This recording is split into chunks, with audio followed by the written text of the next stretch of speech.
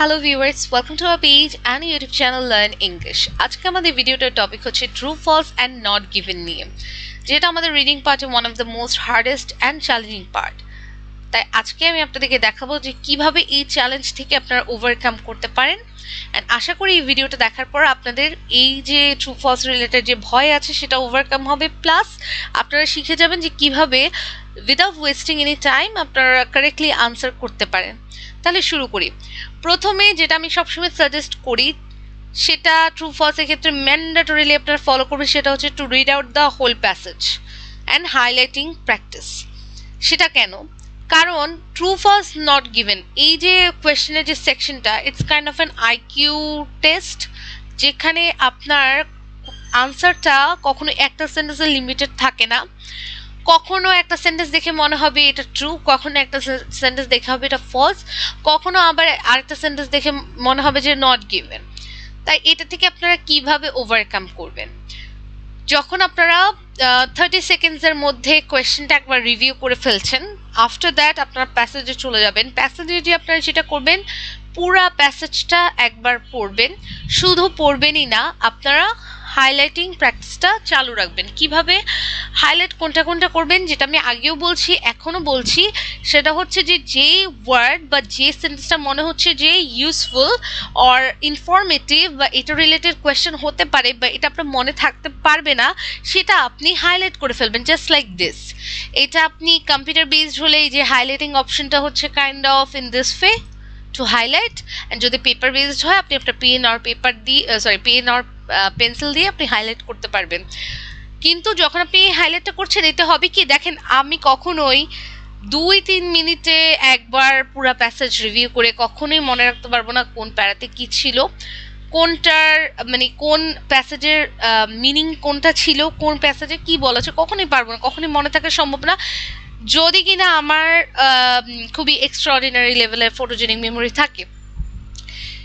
তো এই যে হাইলাইট যে করছেন, যখন আপনি একবার কোয়েশ্চেন দেখে যখন আপনি আপনার আনসার খোঁজার ট্রাই করবেন, অনেকটুকু আপনার মনে পড়ে যাবে যে না, এই প্যাসেজে এটা ছিল, এই জায়গায় এটা ছিল, এই সেন্টেন্সটা এটা বলেছিল, আপনার মনে পড়ে যাবে। আর এই রিডিং যে আপনার যে রিডিং ক্যাপাবিলিটি, যে how fast you can read the whole passage is actually very helpful to you in your exam. কারণ আপনার টাইম লিমিটেশন আছে, so you have to manage your time accordingly. আর আপনাকে কারেক্ট আনসারও করতে হবে। তাই 2-3 মিনিটের জায়গায় if you can cover it by a minute, that is also very appreciated. আর আমাদের যেটা আরেকটা ভুল হয় সেটা হচ্ছে আমরা এটাকে ফিল ইন দ্য গ্যাপসের মতো ট্রিট করে ফেলি, which is the wrong practice. কখনই ট্রু ফলসের আনসার একটা সেন্টেন্সে আপনি খুঁজে পাবেন না। যদি এটা খুঁজতে যান, দেন আপনি ডেফিনেটলি আনসার মানে কারেক্টলি করতে পারবেন না। ফিল ইন দ্য গ্যাপস, একটা সেন্টেন্স, ওই সেন্টেন্স সিমিলারিটিসটা ফলো করে আপনি প্যাসেজে ওই সেন্টেন্সটা খুঁজে বের করে একটা ওয়ার্ড বসাচ্ছেন, ঠিক আছে, হয়ে গেল আপনার fill in the gaps, which is quite easy.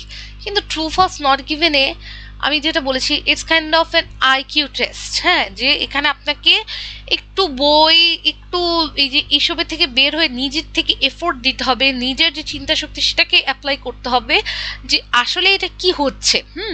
প্যাসেজটা পড়লেন, কিন্তু ব্রেনটা আপনাকে খাটাতে হবে এখানে। এখানে কখনোই আপনাকে ডিরেক্টলি বলবেন না এটা ট্রু এটা ফলস। আপনাকে নিজের যে আইকিউ, যে মানুষের যে আইকিউ যে নলেজটা থাকে, সেটা প্রয়োগ করতে হয় এখানে। যে আপনি কতটা কেপেবল টু থিঙ্ক ক্রিটিক্যালি। এটি কিন্তু আসলে যে কারণে কি আমাদের দেখেন টাইম লিমিটেশন আছে। তারপর এই যে ট্রু ফলস নট গিভেন, হ্যাঁ, এত শর্ট সময়ের মধ্যে কারেক্টলি আনসার করা is kind of a big challenge. এতে এক্সামিনাররা আসলে আপনার কি দেখতে চায়, যে আপনি কতটা ক্রিটিক্যালি থিঙ্ক করতে পারেন উইদিন আ লিমিটেড টাইম। হ্যাঁ, যে কারণে এটা হচ্ছে IELTS। হ্যাঁ, যেখানে আমাদেরকে শুধু কি আমাদের বুকিশ নলেজই না, আমাদের আইকিউ টেস্টও দেখা হয়। তো এই ট্রু ফলস সেকশনটা এই জন্যই ইম্পর্টেন্ট যে আপনাকে আপনার নিজের মেধা শক্তি অ্যাপ্লাই করে একটা কনক্লুশন বের করে সেখান থেকে আপনার রাইট অ্যান্সারটা ফাইন্ড আউট করতে হবে। এবং এটা তখনই হেল্প করবে যখন আপনি এই যে 1 থেকে 2 মিনিট বা সর্বোচ্চ 3 মিনিট এই যে পুরো প্যাসেজটা রিড আউট করছেন, আপনার পুরো প্যাসেজ সম্বন্ধে যখন আইডিয়া হয়ে যাচ্ছে, automatically you can go to a conclusion whether it is true, false or not given. যেমন both taste and flavor can be experienced. যখন আমি ফার্স্ট প্যারাটা পড়েছিলাম তখন মনে হচ্ছিল একবার ট্রু, আমি আমার এক্সাম্পলটাই বলছি। তারপর যখন আমি এখানে একটা ছিল চুইং গাম দেওয়া, আমি আসলে হাইলাইট করা ছিল, রিফ্রেশ করার কারণে সব চলে গিয়েছে, জাস্ট আ মোমেন্ট। এখানে চুইং গাম ছিল একটা ওয়ার্ড, চুইং গাম, হ্যাঁ রাইট, হিয়ার আমি আবার হাইলাইট করে দিলাম। যখন আমি এই সেন্টেন্সটা পড়লাম, nose that sucks in breath from person's nose, while that can be also detect flavor or can be experience taste. তো যখন আমি এটা পড়লাম তখন আমি কনক্লুশনে পৌঁছালাম যে না, এটা হচ্ছে কি ফলস, কারণ টেস্ট আর ফ্লেভার। কেন ফলস বলছি দেখেন, অনলি কথাটা ইউজ হয়েছে, এখানে কিন্তু কিছু ওয়ার্ড থাকে যেগুলো খুবই খুবই খুবই ছোট ওয়ার্ড কিন্তু আপনার কি অনেক বিগ ইম্প্যাক্ট ফেলছে। কিভাবে? Both test and flavour can be experienced only in mouth. যখন অনলি কথাটা মানে একমাত্র বলেছে তার মানে কি এটা ফলস, কারণ কি নাক দিয়েও কি আপনার বা ব্রিদিং এর মাধ্যমে কি আপনার এটা ডিটেক্ট করা যায় বা এক্সপিরিয়েন্স করা যায়, সো ইটস ফলস। নেক্সট বলেছে যে some elements in flavour involve neither taste nor smell.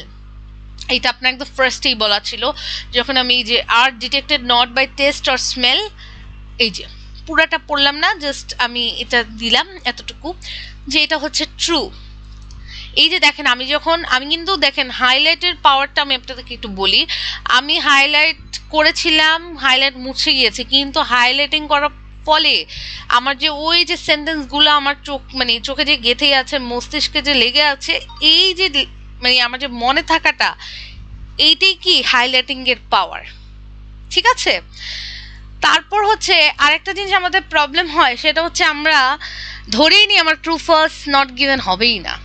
এই যে ধরে ফেলি, এই যে একটা যে আগের থেকেই আমরা নেগেটিভ একটা চিন্তা করে ফেলি, এটা আমাদের মানে কি বলবো 50% গেম নষ্ট করে দেয়। যখন আপনি আগে থেকেই ধরে নিবেন যে না পারবেন না, আপনি হাজারো এক্সপার্ট হন, আপনি পারবেন না। পজিটিভিটির মাধ্যমেই আপনি পজিটিভ অ্যান্ড কারেক্ট আনসার করতে পারবেন। আপনি যখন ভাববেন যে না আমি পারবো, আমাকে পারতেই হবে, আমাকে না পারা ছাড়া আর কোনো অপশনই নাই, only then you can get a good score in IELTS exam or any sort of exam. Think positive, যেটা হবে এটা হতেই হবে, এটা আমি করতে পারবো। তো হাল ছেড়ে দেওয়া যাবে না অ্যান্ড প্যানিক হওয়া যাবে না। বারবার ঘড়িতে তাকাবেন না যখন আপনি একটা সেকশন নিয়ে কাজ করছেন।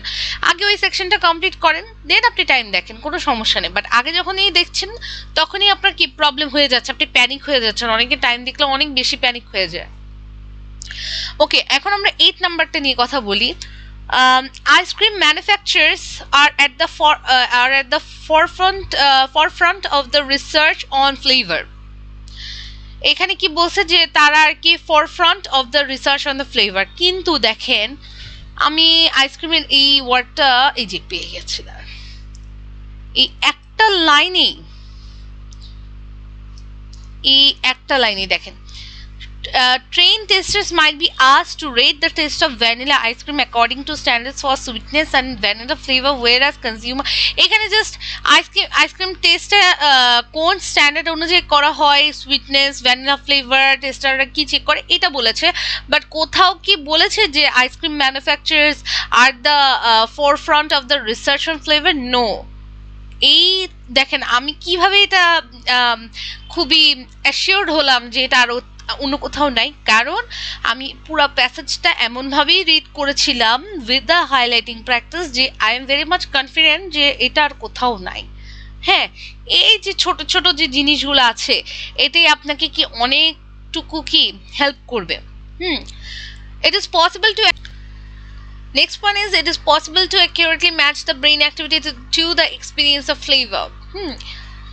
এখানে আমি এটা হাইলাইট করে রেখেছিলাম যে nobody knows how the brain distinguishes a mouthful of milk from a bite of bread or chicken tikka masala in an Indian restaurant from one bought at a supermarket. Although some scientists argue that the brain's response to stimuli is a map of the receptors in the tongue and nose, a more compelling theory suggests that the overall patterning of signals together creates a sense of particular flavors whose attractiveness is judged in the light of previous experience. So এখানে যেটা বলেছে যে it is possible to accurately match the এটা কি false, কারণ কি এখানে directly বলেছে যে কেউ জানে না how the brain distinguishes a mouthful of milk from a bite of bread. এখানে কিন্তু কি আপনাকে কখনোই এটার সাথে এটার ম্যাচ হবে না, বাট এটার সাথে এটা সিমিলারিটিস থাকবে। এখানে বলেছে তারা আলাদা করতে মানে ব্রেনটা আলাদা করতে পারে কিনা ফ্লেভারগুলা, আর এখানে কি বলেছে যে অ্যাকিউরেটলি ম্যাচ করতে পারে কিনা, এই যে ম্যাচ করতে পারে কিনা আর আলাদা করতে পারে কিনা কাইন্ড অফ কিন্তু সিমিলার। তার মানে এখানে যেটা এখানে বলেছে কি it is possible but nobody actually knows, so it is false. Next one is research is being done to the controlling of the experiment of taste. এইটা তো চোখ বন্ধ করে আমি ট্রু দিতেই পারি, কারণ কি এখানে যখন আমি পড়েছি, যখন আমি ওভারঅল প্যাসেজটা পড়েছিলাম তখন আমার আইডিয়া হয়ে গেছে কি তারা টেস্ট কন্ট্রোল মানে এক্সপিরিয়েন্স অফ টেস্ট কন্ট্রোল করার জন্য তারা অনেক রকমের রিসার্চ করেছিল। তো এটা আমার প্যাসেজ পড়েই কি পুরো একটা আইডিয়া হয়ে গেছে এই যে এইটার জন্য কি আমি কোনো স্পেসিফিক সেন্টেন্স খুঁজতে যাব না বা লাগছে না, এটা আমি আমার একটা চিন্তা শক্তি দিয়ে বসে দিয়েছি যে এটা ট্রু। কারণ কি আমি তো পুরো প্যাসেজটা একবার পড়েছি, এটা থেকে আমার আইডিয়া হয়েছে যে তারা ফ্লেভার কন্ট্রোলিং নিয়েও কাজ করছে। তো এই যে আমি যে এখানে যে আমার নিজে চিন্তা অ্যাপ্লাই করলাম, তারপর আমি আমার পজিটিভিটি আনলাম, তারপর আমি হাইলাইটিং প্র্যাকটিসটা করলাম, একবার পুরো প্যাসেজটা পুরো রিভিউ করলাম বা পুরো এটা রিড করলাম, এই যে জিনিসগুলো আছে, তারপর কিছু আপনার যে সিমিলারিটিস ম্যাচ করানো, হ্যাঁ, যে কখনোই কি ডিরেক্টলি কোয়েশ্চেনে ডিরেক্টলি দেওয়া থাকবে না যে ডিস্টিংগুইশ, কোয়েশ্চেনে কি দেওয়া ছিল অ্যাকিউরেটলি ম্যাচ, বাট প্যাসেজে দেওয়া ছিল ডিস্টিংগুইশ। তো এই যে আমি যে কম্প্যারিজনটা করছি এইগুলো আমাকে খুবই ফোকাস করতে হবে, এই ছোট ছোট জিনিসগুলো অনেক বড় বড় ইম্প্যাক্ট ফেলতে পারে। আর টাইম ম্যানেজমেন্টের ক্ষেত্রে আমি একটা কথা বলবো, সাপোজ আপনি কোনো কোয়েশ্চেন বা ট্রু ফলস রিলেটেড বললাম পাচ্ছেন না, ওটা স্কিপ করে যান।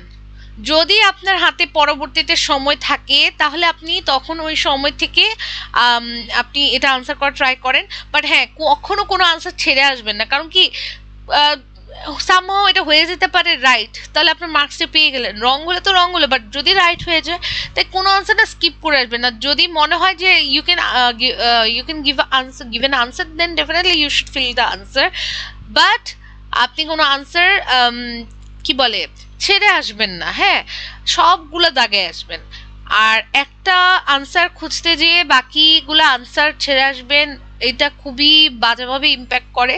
তাই টাইম ম্যানেজমেন্ট খুবই ইম্পর্টেন্ট। যদি মনে হয় যে না পারছেন না, পরবর্তীতে দিতে যাচ্ছেন, স্কিপ করে রাখেন। আর আরেকটা জিনিস আপনাকে বলি, যারা কম্পিউটার বেসড এক্সাম দেন, এই যে দেখেন নিচে আমি দেখেন এগুলা যেমন কার্সেটা ফলো করেন একদম নিচে, এগুলো যেমন আমি ফিল আপ করিনি, সো এগুলো হচ্ছে কি ব্ল্যাঙ্ক হয়ে আছে, বাট আমি 6 থেকে 10 ফিল আপ করেছি, সো এগুলো কি ফিল হয়ে আছে। এগুলো আপনাকে অনেকটুকু হেল্প করবে যে আপনি কতটুকু আনসার করছেন, কতটুকু আনসার করছেন না। So that's all for true false and not given. আশা করি ভিডিওটা ভালো লেগেছে। যদি ভালো লেগে থাকে, যদি মনে হয় যে হেল্পফুল ছিল, please like, comment, share, subscribe দিয়ে আমাদেরকে ফিডব্যাকটা জানাবেন। Thank you so much for watching my video.